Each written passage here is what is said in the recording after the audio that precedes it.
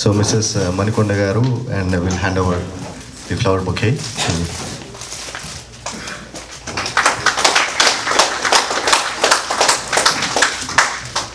So I welcome the firebrand Sarvotham Reddy garu and Mrs. Manikonda garu will hand over the fruit bouquet. So Sarvotham fruits చాలా ఎక్కువ తింటారంట. So usually ఫిల్లీలో కలిసినప్పుడు dinner ఏం చేస్తారన్న అంటే fruits తింటారు, లేకపోతే ఒక చిన్న ఐస్ క్రీమ్ ఉంటే పట్టుకరా అని అన్నారు. So that makes sense, I guess. So I now request, I think I'll hand it over to the guests. So I now request Mr. Sarvotham Reddy garu, AACC member, to talk.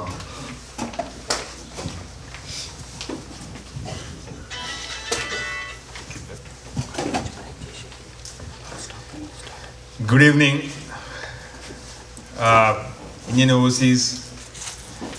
Indian National Overseas Congress Telangana chapter వారికి ముఖ్యంగా సందీప్ గారికి, శ్రీనివాస్ రెడ్డి గారికి, ఇక్కడికి విచ్చేసిన మీ అందరికీ కూడా హృదయపూర్వక నమస్కారాలు. చాలా సంతోషం, ఇంత పెద్ద గ్యాదరింగ్ ఇంత షార్ట్ టైంలో అవుతుందని నేను కూడా అనుకోలేదు. వాస్తవానికి మేము నాటా కాన్ఫరెన్స్కి వచ్చినాము. నాటా కాన్ఫరెన్స్ కూడా నేను టికెట్ అనేది ఫ్రైడే మార్నింగ్ బుక్ చేసుకొని ఫ్రైడే ఈవినింగ్ ఫ్లైట్ ఎక్కినా. అంటే ఇక్కడి నుంచి చాలామంది రిక్వెస్ట్ చేస్తున్నారు, ఎందుకంటే మీరు ఈ దేశంలో ఉన్నారు, ఇక్కడ ఈ దేశ పరిస్థితులు మీకు తెలుసు, ఎలక్షన్ మళ్ళీ దగ్గరలో ఉన్నాయి, మీరు మళ్ళీ ఈ దేశానికి వచ్చే అవకాశం ఉంటుందో ఉండదో, కనీసం ఒక 1 వీక్ స్పేర్ చేసి వెళ్తే వివిధ సిటీస్లో మమ్మల్ని కలుసుకునే అవకాశం ఉంటుందని చెప్పి నాకు చాలామంది మిత్రులు ఉన్నారు, అదేవిధంగా కాంగ్రెస్ పార్టీ అభిమానులు ఉన్నారు. వాళ్ళందరూ రిక్వెస్ట్ చేసి చెప్తే లాస్ట్ మినిట్లో రావడం జరిగింది. కానీ I felt that every moment that I've landed, since I've landed, I've met some wonderful people. And it has been a really, really fruitful trip for me. Personally, this is, I spent 12 years in the USA, but I know every corner of the US. కానీ after 4 years I'm visiting on this trip. And I realized that the community has grown, stronger not just by numbers, but also ఒకరికొకరికి ఈరోజు చాలా కమ్యూనిటీస్లో efforts పెట్టి coordinate చేసుకొని కలుసుకునే ప్రయత్నం చేస్తున్నారు. So నాట event కూడా చూశాను, చాలా పెద్ద ఎత్తున వచ్చారు. ఆల్మోస్ట్ 7,000, 8,000 గ్యాదరింగ్ ఉండే. అలాంటి ప్లేసెస్లో కూడా పొలిటికల్ డిబేట్స్ పెట్టి, పొలిటికల్ ఫోరమ్స్ పెట్టి ఒక మంచి డిబేట్ డిస్కషన్, అంటే యుఎస్ పాలిటిక్స్ ఏ విధంగా ఉంటాయో అలాంటి పాలిటిక్స్ దేశంలో తీసుకొచ్చే ప్రయత్నం చేస్తున్నారు. Really hats off to all of you guys. అంటే to get us here, to not only just hear our view, but we're also here to take your views back. ఎందుకంటే we're there in active politics కాబట్టి ఖచ్చితంగా మీ అభిప్రాయాలను అక్కడ మేము ప్రతిబింబం చేసే ప్రయత్నం చేస్తాం.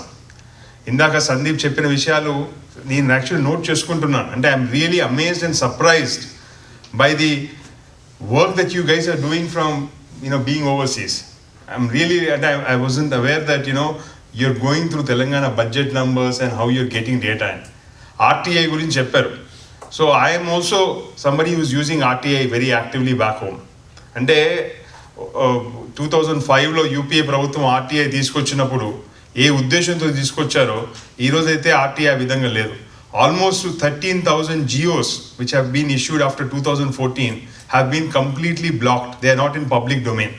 ఇంతకుముందు ఆంధ్రప్రదేశ్ ప్రభుత్వం ఉన్నప్పుడు కంబైన్ రాష్ట్రంలో జియోస్ అనేది మన సెక్రటేరియట్ పోయి వెబ్సైట్లో కొడితే జియో అన్ని కాపీస్ కనిపించేవి. You could go on a daily basis and see what GO is coming. Today that is not the case. 13,000 GOs have not been put on the website.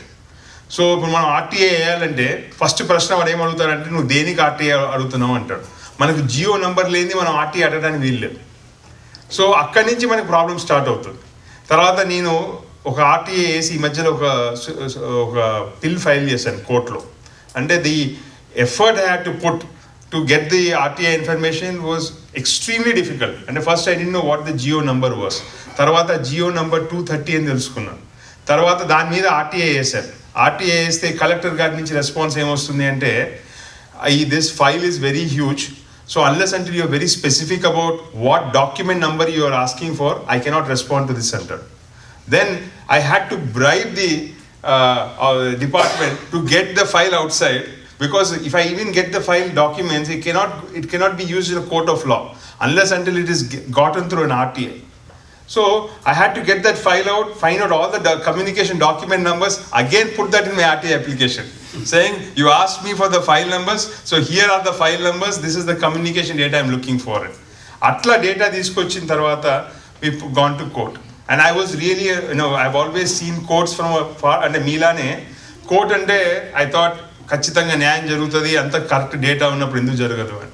But when I entered into the legal system, I realized that it's a much more difficult task. అంటే మామూలుగా convince చేసుకోవడం మనం ఏమనుకుంటామంటే ఇక lawyer వాదిస్తారు టీవీలలో చూస్తుంటాం, and ఒక judgement దాని తొందరగా వస్తుంది.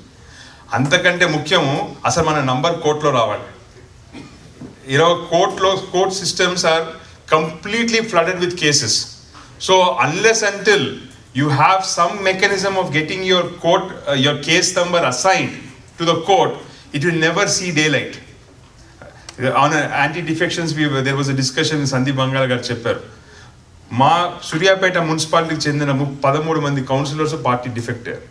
నేను 2014లో ఆ కేసు ఫైల్ చేశాను, పార్టీ పక్షాన ఫైల్ చేశాను. ఈ రోజు వరకు that case has not come up for hearing. అంటే that's a sad state of affairs. ఇంకో 6 నెలలు అయితే టర్మ్ అయిపోతుంది. అండ్ ఆ కేసు ఫైల్ చేసేటప్పుడు కూడా ఎట్లాంటి పక్కా ఎవిడెన్స్తో ఫైల్ చేసాము అంటే, వాళ్ళకు మేము సర్వ్ చేసేటప్పుడు ఏదైతే మనము ఈ పార్టీకి ఓట్ చేయాలని చెప్పి మనము విప్ జారీ చేస్తామో, ఆ విప్ జారీ చేసేటప్పుడు కూడా దాన్ని వీడియో రికార్డింగ్ చేసి, వాళ్ళ డోర్స్ కతికించేటప్పుడు రికార్డింగ్ చేసి, తర్వాత ఆ ఎవరైతే ఆర్టీఓ ఉండేనో, he was returning officer for that municipality, మీరు మీకు పార్టీ ఈ విధంగా విప్ జారీ చేసిందని చెప్పి ఆయన లేచి కాన్వర్జేషన్ చేస్తున్నారు, మీరు కాంగ్రెస్ పార్టీ చేయగుర్తుకు ఓటేయాలని చెప్పి, ఇలా మొత్తం కాన్వర్జేషన్స్ అన్ని రికార్డ్ చేసి వీడియో ఎవిడెన్స్తో సహా కోర్టులో వస్తే, court has just not taken it up because మా దగ్గర టైం లేదంటారు. It is not high priority for us అంటారు. అంటే it is an extremely difficult process to navigate through the court system. అంటే some people might just think that ఏముంది case వేస్తే బలమైన సాక్ష్యాలు ఉంటే వచ్చేస్తున్నాయి. బలమైన సాక్ష్యాలు అతను వినాలి కదా, జడ్జి దగ్గర టైం లేదు. ఆల్మోస్ట్ మన దగ్గర ఐ థింక్ 23 జడ్జెస్ ఉన్నారు హైకోర్టు విషయాన్ని తీసుకుంటే, కానీ ఉండాల్సినది 54 జడ్జిలు. అంటే అన్ని ఖాళీలు ఉన్నాయి. So it is not that simple that నువ్వు కేసు వేయగానే నీకు వస్తుంది. అంటే నేను చెప్పాను కదా, 4 years అయిపోయింది, my case has not seen day light. And each time also when a case comes up for I filed recently another bill, and our bill lo kuda every Tuesday I personally go to the court, to the high court, and my case is running in court number 1, which is the chief justice court, and that's a bench antar, and iddaru judges untaru. ఆ కోర్టులోకి every Tuesday morning వెళ్ళి రాత్రి వరకు, అంటే సాయంత్రం court అయిపోయేంత వరకు ఉంటాను. ఎందుకంటే ఆశ ఈరోజు అని ఇంకాడేమో మా ఆర్గ్యుమెంట్స్ అని. But that is like really really frustrating. అంటే వాళ్ళది ఏంటంటే ఒక 10 వారాలు తిప్పించుకొని 15 వారాలు తిప్పించుకున్న తర్వాత నేనే వదులుకొని ఆశ వదులుకొని పోవాలని ఆలోచనతో చేస్తున్నారు అనమాట. This is how the legal system is working. So it is not an easy task to be a politician, because I can relate to you've all been professionals here. I was a professional here. I used to work for a bank called Capital One back in the US here, and I was having a tough job in the bank because I had 7,000 people working under me. It was not an easy task to manage 7,000 people, and I was working up until 1 in the night. Morning 8 ki start అయితే 1 వరకు work చేసేవాడిని. But now once I've gone back, I realized this is 10 times more tougher. And it is not an easy thing because appreciation అనేది చాలా తక్కువ ఉంటుంది ఈ జాబ్లో. ఎవరు చూసినా కానీ నేను ఒక దొంగలానే చూస్తాడు, నువ్వు పాలిటిక్స్లోకి వచ్చినావంటే నువ్వు ఏదో ఆశపడే వచ్చినావు అంటాడు. అంటే ఒక సేవ దృష్టితో వచ్చినావనే ఆలోచన చాలా తక్కువ మంది చేస్తారు. అంటే ప్రాక్టికల్గా నేను చాలా అనుభవిస్తున్నాను, ఆన్ ద ఫీల్డ్లో తిరుగుతుంటాను కాబట్టి రోజు పొద్దున్న నుంచి సాయంత్రం వరకు ఏదో గ్రామాలు పర్యటిస్తుంటాం, ఎక్కడికో వెళ్తుంటాం అనమాట. కానీ the experience is very enriching for me. అంటే because I have been born in a political family, and చిన్నప్పటి నుంచి రాజకీయాలు చూశాను. కానీ ఆ రోజున్న రాజకీయ విలువలు ఈ రోజు లేవు, చాలా చేంజెస్ వచ్చినాయి. అంటే ఆ రోజుల్లో మనకు గ్రామ సర్పంచ్ని కనుక మన పార్టీ నుంచి అతను గెలిస్తే, మనం గెలిపించినట్టయితే అతను చాలా మీకు జీవితాంతం రుణపడి ఉంటాను, మీతో పాటే ఉంటాను, జీవితకాలం ఉంటాను అంటాడు. ఈరోజు గెలిచిన తర్వాత రూలింగ్ పార్టీ దగ్గరికి వెళ్ళి నాకు 10 లక్షలు ఖర్చు అయినాయా, నువ్వు ఎంత ఇస్తావు, నీ పార్టీలో జాయిన్ అవుతా అంటాడు. అంటే ఎంత మంచి వ్యక్తి అయినా కానీ డబ్బుకు లొంగుతున్నాడు. అండ్ దానివల్ల ఏమవుతుందంటే రాజకీయాల్లో ఐడియాలజీస్ మాలాంటి పిల్లగాళ్ళు వచ్చి మళ్ళీ యూత్ వచ్చి మళ్ళీ తీసుకురావాలంటే ఇట్స్ బికమింగ్ ఎక్స్ట్రీమ్లీ డిఫికల్ట్. ఎందుకంటే నేను ఏం ఎగ్జాంపుల్ నేను చెప్తాను, ఎవరైనా నా ఫ్రెండ్ ఎవరైనా వస్తానన్నారు అనుకోండి, నేను ఏమని చెప్పగలుగుతాను, నువ్వు రా, ఇట్స్ గ్రేట్ ఫీల్ అని చెప్పే పరిస్థితి ఈరోజు లేదు. It's a practical situation. ఇంకొకటి ఏంటంటే the biggest liability that Hess become for me ఏంటంటే, సందీప్ నన్ను చాలా బాగా ఇంట్రడ్యూస్ చేసినారు, కానీ చాలామంది ఏమనుకుంటారంటే మీ నాన్నగారి వల్ల నీకు రాజకీయాల్లో అవకాశాలు వస్తున్నాయి అంటారు. That is a first liability that Hess become. అంటే yes, when a doctor's son can become a doctor, when engineer's son can become an engineer, and I'm earning my respect by working.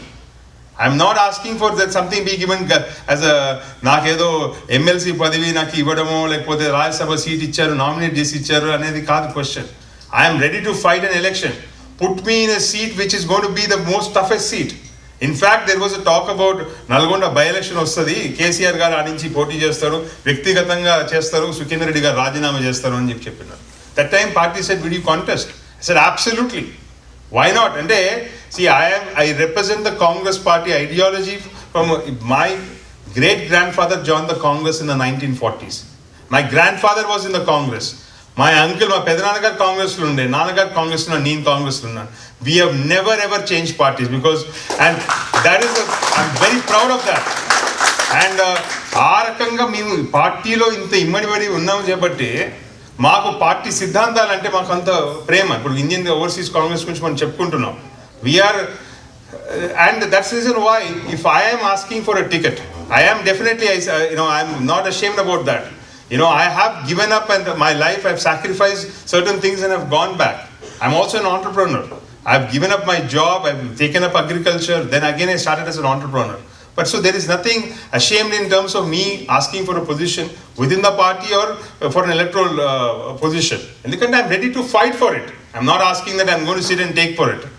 So atlage ee rajikiyallo I'm still inviting, and all of you guys, in a lot of capacity, మీలో చాలామంది ఉన్నారు, నాకు చాలామంది ఈ మధ్య మిత్రులయ్యారు, ఆన్లైన్లో నాకు సలహాలు ఇస్తున్నారు, సూచనలు ఇస్తున్నారు.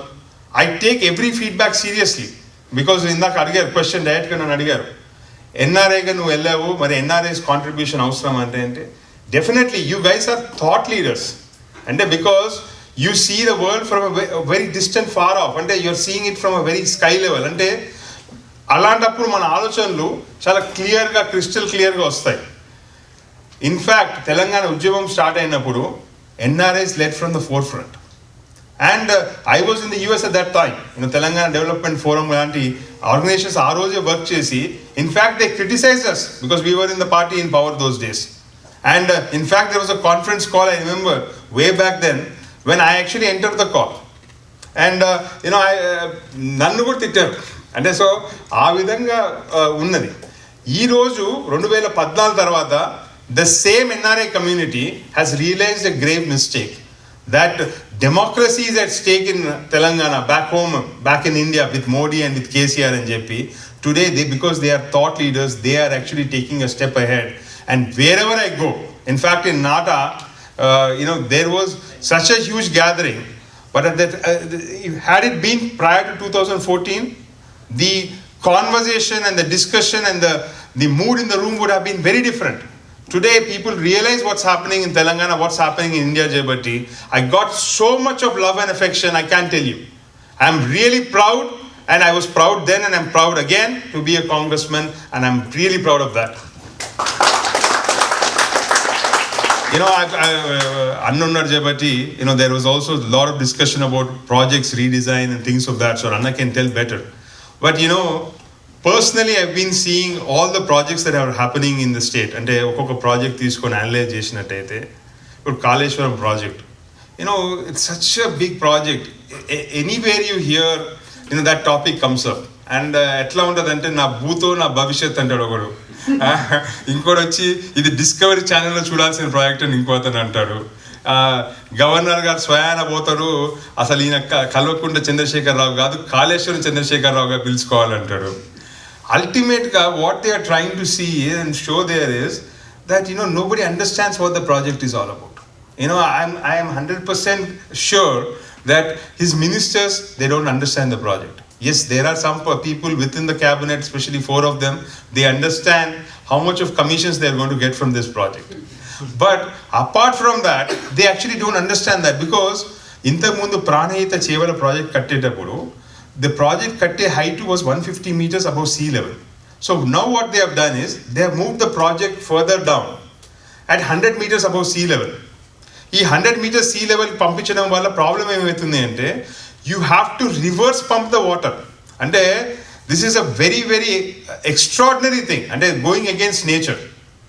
మనము కాలు దలుపుకోవాలంటే పైనుంచి నీళ్ళు పోసుకోవాలి, కానీ తల దలుపుకోవాలంటే కాలు నీళ్ళు పోసుకోమన్నట్టుంది కేసీఆర్ గారి పరిస్థితి. అంటే రివర్స్గా తీసుకుపోయి చేద్దామనే ఆలోచన చేస్తున్నాడు. And the pumps that is using, the electricity that is going to be consumed, because I have a electrical background as well. One thing that Sandeep forgot to mention is that I actually run a solar company today. So I know what it is, and to be in energy sector and etla undi mana situation etla undi, power situation etla undi ani. And very sad to say that ఇంత current పెట్టి మనం reverse pump చేస్తే ఎకరానికి 50,000 రూపాయల కంటే ఎక్కువ ఖర్చు వస్తుంది. అంటే నేను వ్యవసాయం చేస్తా చేయబట్టి నేను చెప్తున్నాను, ఏ పంట చేస్తే ఒక కేసీఆర్ గారు 1 కోటి రూపాయలు ఎకరం తీయగలుగుతాడేమో, కానీ ఒక సామాన్య రైతుగా మాత్రం అంత రాబడి అనేది రాదనమాట. అండ్ సెకండ్ థింగ్ ఏంటంటే దిస్ ప్రాజెక్ట్కి ఒక టైం బౌండ్ లేదనమాట. You just doing the project for the sake of doing it. Pranahita Chevella project కట్టినప్పుడు 35,000 కోట్లతోటి ఆ రోజు అంచనా వేసి 16 లక్షల ఎకరాలకు నీళ్ళు ఇస్తామని చెప్పినారు. ఈరోజు 18,25,000కు రీడిజైన్ చేసినామని చెప్పినారు. మరి 35,000 కోట్లు ఉన్నది, 38,000 కోట్లు 40,000 కోట్లు అవుతే బాగానే ఉండే. 80,500 crores అన్నారు. అంటే imagine, it's more than double, and your irrigation area has gone up from 16 lakhs acre to 18 lakhs acre. So it's not a significant increase, a 10% increase here, but your project cost is more than doubled. And 80,500 crores ki complete avutada ante I can bet you my life that it will be at least double of that. Ante that is the kind of reality and a situation atla undi anamata. Ante evaru kuda adagakunda dani cheyakunda Telangana tourism వాళ్ళు promote చేయడము, medias ఇట్లా రాయడం అట్లా రాయడం వల్ల సామాన్యుడు నిజంగానే అనే ఒక డౌట్ క్రియేట్ చేస్తున్నారు అనమాట. అండ్ ఎవరు ఇంతకుముందు ఇరిగేషన్ ప్రాజెక్టులు కట్టినట్టు ఆయన వచ్చి అంటారు, ఇంతకుముందు తెలంగాణలో మొత్తం కూడా ఇరిగేషన్ ప్రాజెక్ట్స్ తీసుకుంటే కాంగ్రెస్ పార్టీ వాళ్ళు స్వతంత్రం వచ్చినప్పటి నుంచి ఇప్పటి వరకు 18 లక్షల ఎకరాలకు నీళ్ళు అందించారు ఇన్ని ప్రాజెక్ట్స్ కట్టి, మేము దాన్ని 1 కోటి ఎకరాలు చేస్తామంటారు. వాళ్ళు మొన్న రైతు బంధు చెక్స్ ఇచ్చినారు, మీ అందరికి తెలుసు. 1,40,00,000 ఎకరాలకు రైతు బంధు చెక్స్ ఇచ్చినారు. 4,000 రూపాయల చొప్పున 6,000 కోట్లు అవుతుంది, అంటే సంథింగ్ లెస్ దెన్ 6,000 crores అవుతుంది. వ్యవసాయ శాఖ నివేదిక ప్రకారము 1,04,00,000 ఎకరాలు మనకు ఖరీఫ్లో సాగు అవుతుంది. ఓకే, మరి 1,40,00,000 ఎకరాలకు ఎట్లా ఇచ్చినారంటే, ఎవరి పేరు మీద పట్టా పాస్బుక్ ఉంటే, అది బంజర్ భూమి కావచ్చు, బీడు భూమి కావచ్చు, అసలు ఎప్పుడు పంట పండియకపోయినా కానీ డబ్బులు ఇచ్చుకుంటూ వచ్చాడు. మరి కాంగ్రెస్ పార్టీ 18 లక్షల ఎకరాలే నీళ్ళు తీసుకొచ్చిస్తే, మరి 1,40,00,000 ఎకరాలకు నువ్వు నీళ్ళు ఎట్లా ఇచ్చినావు, అంటే ఇప్పుడు నువ్వు చెక్లు ఎట్లా ఇచ్చినావు? రెండో అంశం, ఇప్పుడు మళ్ళీ అదే 6,000 కోట్లు ఇస్తా అంటున్నాడు. గవర్నమెంట్ లెక్కల ప్రకారము ఖరీఫ్కి మనకు 1,40,000 ఎకరాలకు పంట పండిస్తే, రబీకి వచ్చేసరికి ఓన్లీ 40,000 crores 35,000 to 40,000 ఎకర్స్లే పంటలు వేస్తారు తెలంగాణలో. మరి మళ్ళీ 6,000 కోట్ల బడ్జెట్ అంటున్నాడు. This is nothing but just you're paying them note for vote. And it's as simple as that, there is nothing else అనమాట. అంటే దానికి ఒక రిటర్న్ లేదు, ఇంకోటి లేదు. కనీసం ఇచ్చే డబ్బులు వాళ్ళు కరెక్ట్గా ఇచ్చినా బాగుండు, కానీ ఈ విధంగా తీసుకొచ్చి దానికి ఒక పరిమితి లేదు. ఒక 10 acres ఫార్మర్కో 5 acres ఫార్మర్కో ఇచ్చిందంటే, we would have also wholeheartedly supported that farmer, because I have been a farmer కాబట్టి నేను చెప్తున్నాను, ఫార్మర్కి ఎంత సపోర్ట్ ఇచ్చినా తక్కువ ఈరోజు దేశంలో. There is no doubt about that. కానీ వ్యవసాయ శాఖ నుంచి నువ్వు నివేదిక తెప్పించి ఎక్కడ నిజంగా వ్యవసాయం చేస్తున్నారో చెప్పి ఆ పంటలకు ఇచ్చినా బాగుండేది. కౌలు రైతులు మినాయించాడు. ద మోస్ట్ ఈరోజు డెట్ బర్డన్ వచ్చి సఫర్ అయింది, ఎవరైనా ఆత్మహత్యలు చేసుకుంటున్నారు అంటే కౌలు రైతులు ఉన్నారు మ్యాక్సిమం అందరూ. కానీ ఈరోజు ఆ పరిస్థితి లేదు. ఇంకో పథకం తీసుకొచ్చింది, గొర్రెల పథకం అని తీసుకొచ్చింది. నేను ప్రతి మండల్ వైజు